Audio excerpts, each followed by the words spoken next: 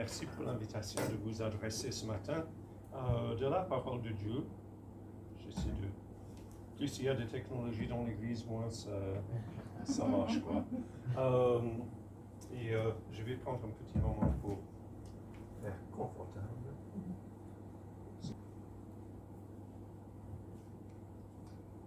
Oui, alors, on a suivi des études dans la lettre de Paul aux Thessaloniciens à l'Église Bordeaux Church. Et j'ai décidé de... je viens de faire une petite tournée missionnaire pour un peu se rendre compte aux églises qui nous soutiennent en Angleterre. Alors, j'ai pris ce message et je me suis dit, c'est dans ma tête, c'est dans ma mémoire. Je vais prendre ça ce matin et merci pour cette occasion de le partager avec vous. And for our friends who don't yet speak French, you have the structure. You have basically the structure which will let you kind of key in to where we are. OK. Je crois qu'on est dans une période un peu étrange dans le monde actuel parce qu'on passe par un moment de fort pessimisme dans presque tous les domaines, quoi. Économique, ça va mal. J'ai lu hier dans un reportage que la France va très mal et que la dette nationale de la France a augmenté énormément. Je ne sais pas, on ne parle pas de ça en France, mais bon. Si c'est vrai, c'est vrai. Si ce n'est pas vrai, je ne sais pas. Hein. Mais sur le plan économique, c'est compliqué. Sur le plan politique, il ne faut pas en parler parce qu'on a de nouveau des guerres en Europe. Et écoute, moi je suis de la génération qui n'a pas connu la guerre en Europe. C'est trop bien, sauf certains pays où on ne pense pas trop, quoi. Mais maintenant c'est très proche et tous les pays d'Europe sont en train d'augmenter leurs dépenses sur la défense pour faire face aux menaces qui vont venir, on pense, quoi. Il y a aussi le plan écologique. On a cessé de parler du plan de l'année 2030 et après de l'année 2035 et on ne sait plus où on est. Parce qu'on met des cibles, quoi, et on n'arrête pas de manquer des cibles et on ne sait pas quoi faire, quoi, face à ce réchauffement climatique et aux problèmes de climat qui vont avec. Alors, on est tenté à penser que finalement c'est la fin, quoi. C'est la fin du monde tel que nous en connu. C'est la fin des haricots, nos carottes sont cuites, on est condamné. C'est la fin, quoi. On est fichu.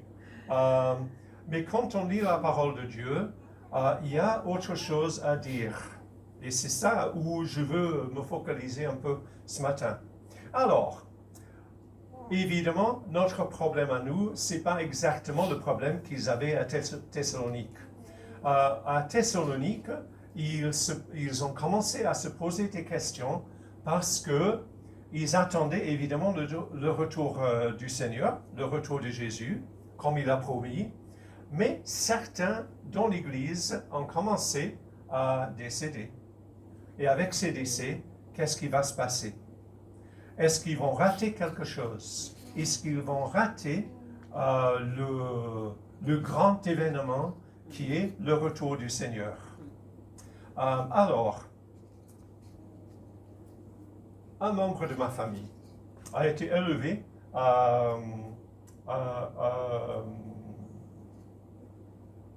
comment le décrire? À un emploi de haut niveau dans une dénomination chrétienne, une union d'église chrétienne au Pays de Galles. Et on a été tous invités à un culte spécifique où la décision allait être prise, je pense que c'était déjà pris, mais bon, allait être prise pour l'admettre à ce niveau de clergé. D'accord, on est tous allés. Et on était invités après à un dîner ensemble. On était ravis parce que le dîner allait se passer dans un hôtel assez connu pour sa cuisine au Pays de Galles. Il n'y en a pas beaucoup. D'accord. Alors, on est allé, le culte s'est passé. Les autres de ce niveau ont donné leur accord qu'ils soient élevés à ce niveau du clergé et tout cela. Le culte a fini. On est allé à l'hôtel où on allait manger ensemble. On a pris nos entrées, on a pris nos plats, on est allé chercher le dessert. Il n'y en avait pas. Et on a dit, ah non, c'est un peu bizarre. Pourquoi il n'y en a pas pourquoi il n'y a pas de dessert? Ma femme, qui est un peu plus courageuse que moi, elle est allée chercher un serveur et elle a dit, il n'y a pas de dessert, il n'y a plus de dessert nulle part. Et elle a dit, non, les premiers ont tout mangé. Ils nous ont devancés. Ils sont passés devant nous et ils ont tout pris. Alors, à Thessalonique, ils commençaient à penser que peut-être les gens qui restent vivants au moment du retour de Jésus vont, d'une manière ou une autre, devancer les gens qui sont décédés. On va avoir un avantage sur eux. Ils vont rater quelque chose. Peut-être qu'ils vont rater le son, les sons de l'éclat de la gloire de Jésus, de son retour. La trompette, les cris de joie quand il revient. Ils vont peut-être rater l'expérience de son retour. Ils vont manquer quelque chose parce qu'ils sont décédés. Alors, c'est là où l'apôtre Paul, il écrit à l'Église pour un peu expliquer que le fait que les gens sont décédés va rien changer. On va vivre ce moment extraordinaire, climactique, ensemble. OK? Alors c'est ça. C'est là où on va. Et la réponse que Paul donne, c'est très particulier parce qu'on voit que sa réponse centre sur la personne et la promesse de Jésus. La personne et la promesse de Jésus. Alors, il faut penser ce matin un peu à Jésus. La première chose, qui est bien quand même dans une église, la première chose, il dit, il faut penser au ministère de Jésus. Le pouvoir de la présence de Jésus. Jésus, dans sa vie, il a relevé quand même pas mal de gens d'entre les morts. C'est vrai, hein, quand on y pense. Lazare, qui habitait pas loin de Jérusalem avec ses deux sœurs, Marie et Marthe. Lazare est tombé malade et Lazare est décédé. Et Jésus s'est présenté au petit village de Béthanie où habitaient les trois. Et Jésus a été un peu mis en défi peut-être par les filles, les dames, parce qu'il n'était pas à l'heure pour empêcher la mort de Lazare. Mais Jésus a dit, écoute, amène-moi au tombeau. Et au tombeau, il a dit, Lazare, sort. Et on pense que c'est très bien que Jésus a précisé quand même, Lazare, sort, parce que s'ils avaient dit, sortez, tout le monde aurait sorti. C'est clair, hein, parce que Jésus, la mort n'a pas de pouvoir face à Jésus. Jésus, quand même, est créateur du ciel et de la terre. Il est la source de la vie. Alors, face à Jésus, la mort ne peut rien faire. Alors, Lazare est sorti du tombeau. Ou pensez à une femme qui avait déjà perdu son mari. Sa vie a été assez triste quand même, et maintenant son fils est décédé. Et elle est en train de suivre son cercueil pour l'enterrement de son fils. Et Jésus les voit et relève son fils de la mort. Il restaure le fils à sa mère. Et les funérailles deviennent au lieu une fête. Une fête. C'est quelque chose d'extraordinaire. On pense à un chef de synagogue dont la petite fille est tombée malade et elle est décédée. Et les gens ont dit, il ne faut pas troubler Jésus avec ça, quoi, parce que c'est trop tard, il n'y a pas d'espoir. Elle est décédée, elle est morte. Et Jésus a dit, elle n'est pas morte, elle dort. Et il a dit, petite fille, je te dis, lève-toi. Elle s'est levée. Face à Jésus, la mort, c'est consommé. Ça n'a pas de pouvoir. Comme les mamans ont l'habitude de réveiller les enfants, pas les papas, parce que les papas, parfois, c'est un peu brusque, quoi. Mais les mamans disent, petite fille, je te dis, lève-toi. Et Jésus, il a parlé à la petite fille comme ça. Elle s'est levée. Moi, je crois qu'il y avait beaucoup plus d'occasions où Jésus a relevé des gens d'entre les morts. On sait parce que Jean a dit, Jésus a fait beaucoup de choses que je n'ai pas pu écrire dans ce bouquin, parce que tout le monde ne peut pas contenir les bouquins pour expliquer tout ce que Jésus a fait. Alors, ça, quand même, ça suffit pour nous montrer que Jésus, face à lui, la mort n'a pas de pouvoir.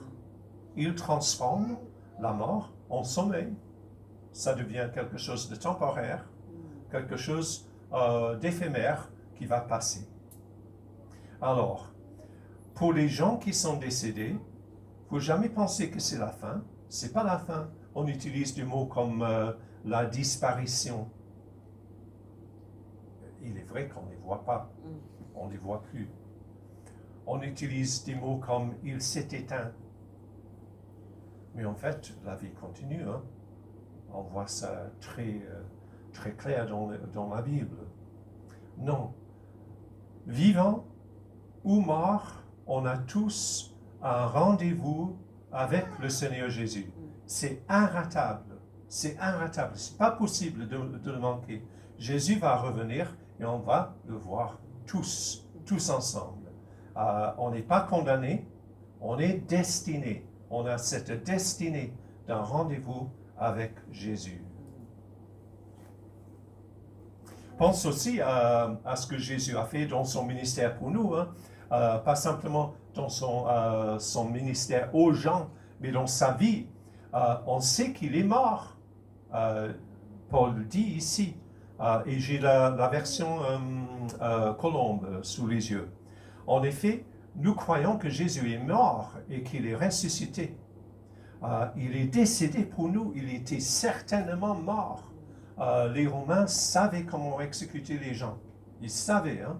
Alors, il est clair que Jésus était mort, et il est clair qu'il était mort pour nous parce qu'il nous a dit, et il est clair qu'il a été enseveli, il était mis au tombeau, et le troisième jour, il est ressuscité en gloire.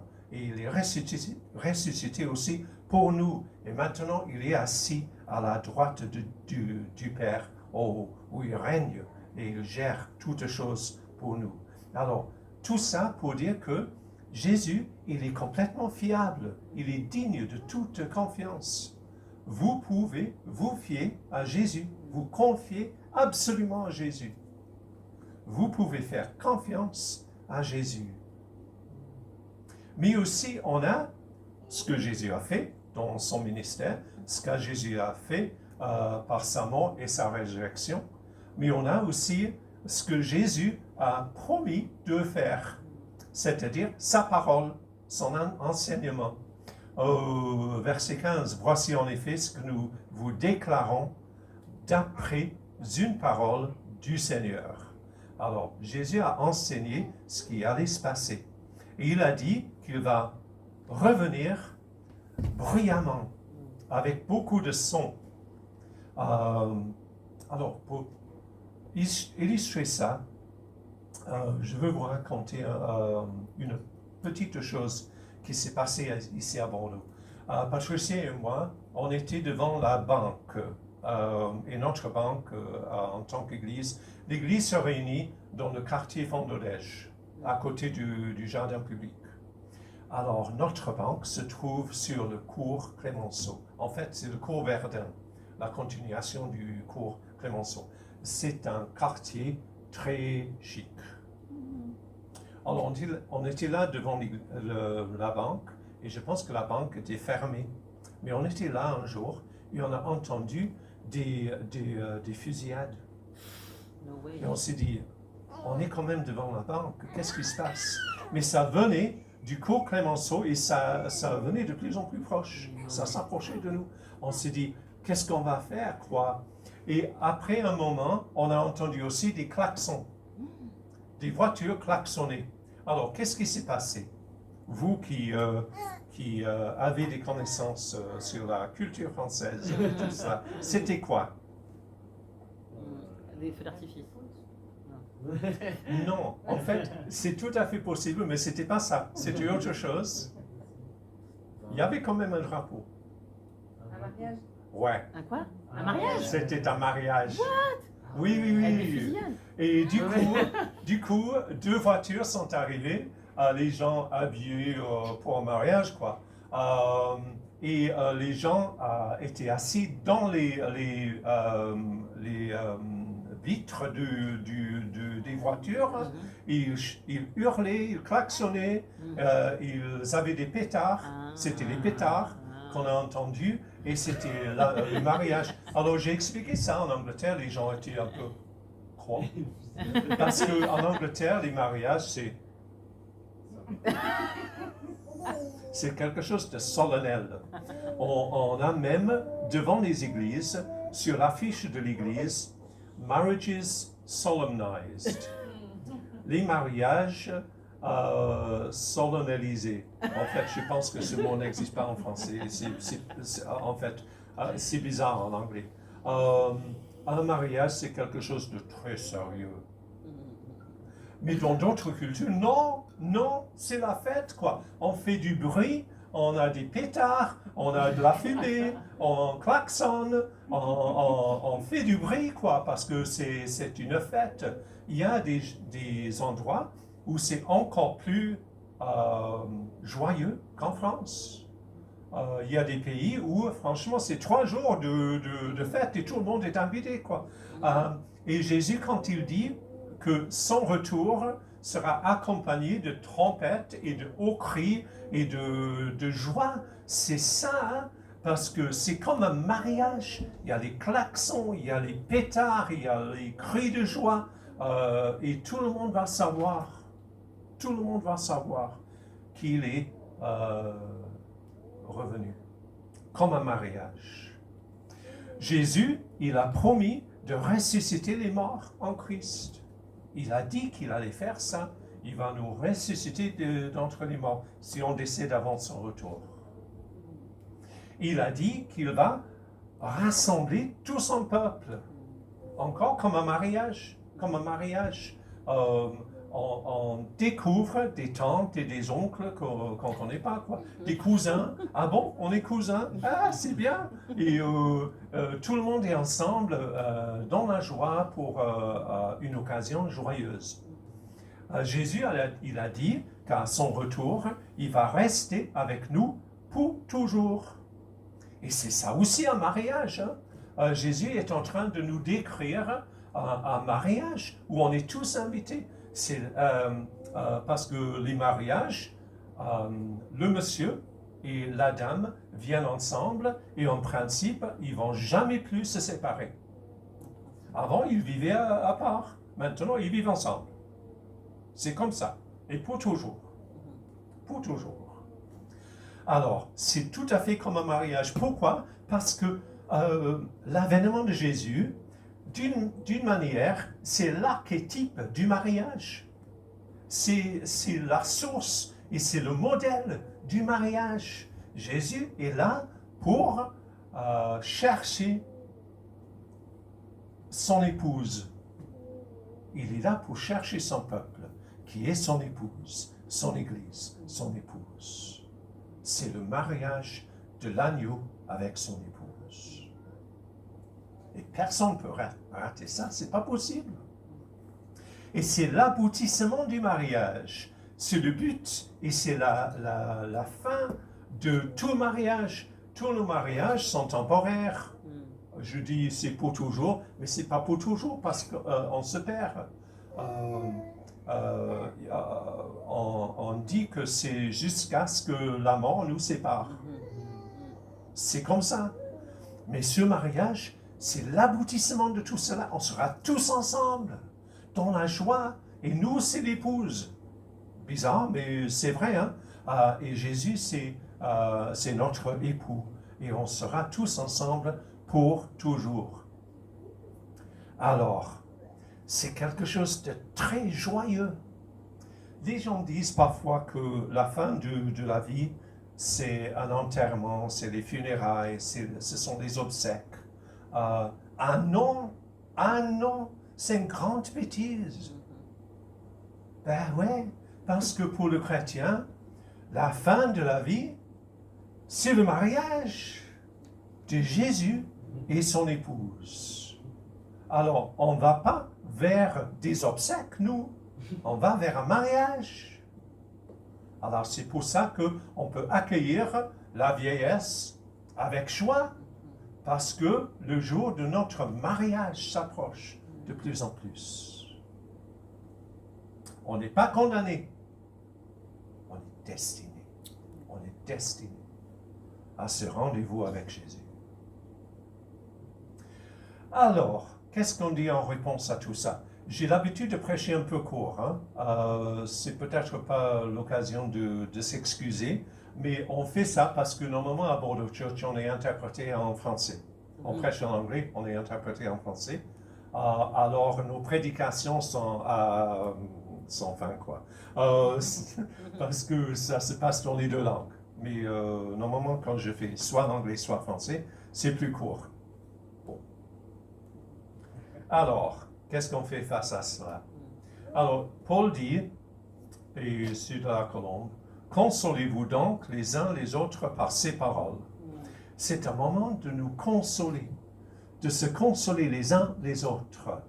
Pas de déboussoler. Parfois, quand on commence à parler du retour du Seigneur, ça nous déboussole. On est perdu, quoi. On perd le nord, on ne sait plus où on va, on ne sait pas quoi penser. C'est compliqué parfois. On est désorienté par les enseignements parfois du fin du temps. Écoute, si ça devient une source de confusion, on a raté quelque chose, franchement.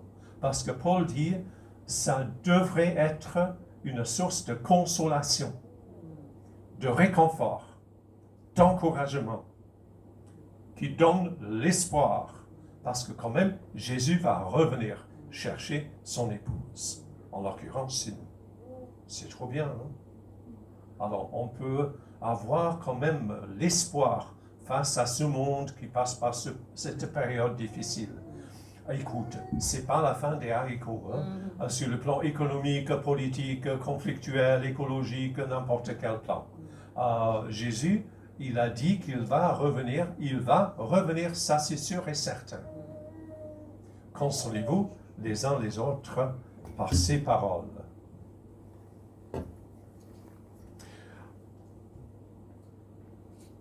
Oui, il dit aussi que quand on perd des gens, et ça nous arrive de perdre nos parents, nos grands-parents, parfois nos frères et sœurs, parfois nos proches.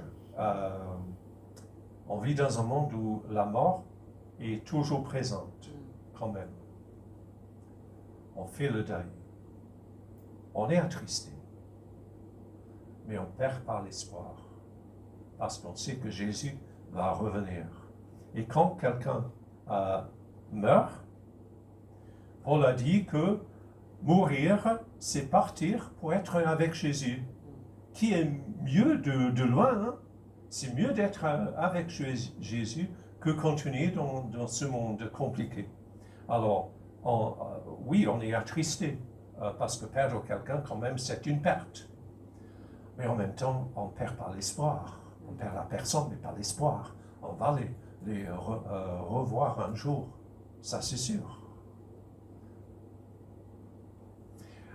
Et on peut faire confiance à Jésus. Maintenant, je dis souvent aux gens de ne pas trop regarder les infos. Parce que, à mon avis, une fois par jour, ça suffit largement. Hein. Vous vous souvenez du temps de Covid, où on regardait les infos tout le temps, comme si ça allait changer entre 10h et midi. Je ne sais pas ce qui se passe dans nos têtes, hein, parce que franchement, ça ne change pas comme ça. Alors, une fois par jour, oui, mais il ne faut pas quand même être trop bousculé par les infos. Parce que les infos, il est vrai que pour l'instant, il est difficile de voir où on va.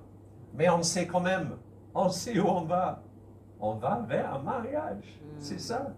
Le voyage est parfois compliqué, mais Jésus nous a promis, on va vers un mariage. Alors, faites confiance à Jésus maintenant. Et chaque fois que vous regardez les infos et que vous écoutez ou vous lisez les infos, il faut dire merci Seigneur Jésus que je sais que c'est pas tout ce qui se passe, que tu vas revenir et tu vas nous chercher. Faites confiance à Jésus. Les mauvais jours, parce qu'il y a des mauvais jours, il y a des jours où rien ne va, quoi, où c'est dur et c'est difficile, où on est malade, où on rate ses examens, où on a des problèmes au travail. Il y a toujours des jours difficiles qui vont venir, mais on peut faire confiance à Jésus. Je sais, Jésus, que ce n'est pas tous les soirs ça, que quand même tu vas revenir et je vais vers un mariage. Et pour ce grand jour-là, on peut faire confiance à Jésus. On peut faire confiance à Jésus parce qu'il va rassembler tout son peuple. Chaque personne qui est en Christ sera ensemble avec lui pour toujours.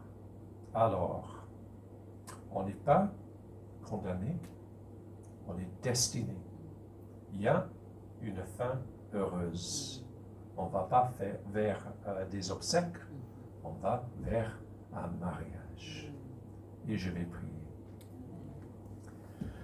Nous te remercions, Jésus, que même si ce monde est très compliqué et des gens bien plus sages que nous, bien plus puissants que nous, bien plus intelligents que nous, ont du mal à gérer les choses, ont du mal à trouver des accords, ont du mal à gérer la consommation et l'industrie afin que nous puissions avancer paisiblement.